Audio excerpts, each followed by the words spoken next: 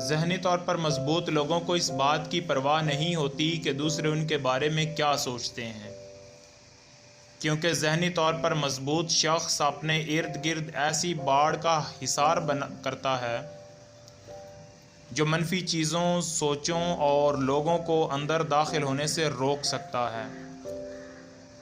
اگر ساری دنیا بھی ان کے خلاف ہوتی ہو تو پھر بھی وہ اپنی مرضی و مطابق کام کرتے رہتے ہیں۔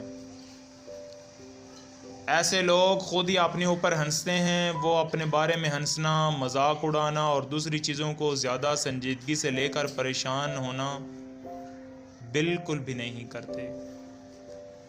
وہ ہر بات پر ہاں کہنے کی بجائے وہ صرف ان چیزوں کو ہاں کہتے ہیں جو انہیں معلوم ہیں کہ وہ کریں گے، مطلب کہ وہ جھوٹے وعدے نہیں کرتے۔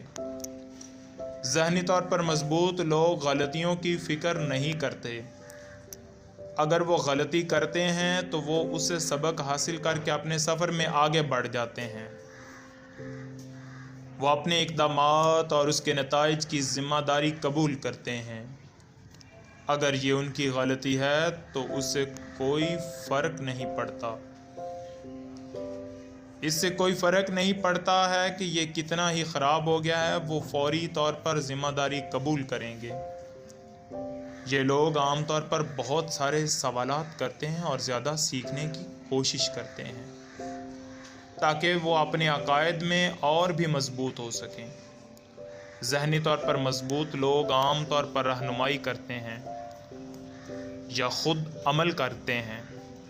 زیادہ تر ذہنی طور پر مضبوط لوگ کسی کی پیروی کرنا پسند نہیں کرتے۔ تو کیا آپ ذہنی طور پر مضبوط ہیں یا پھر آپ ذہنی طور پر مضبوط بننا چاہیں گے؟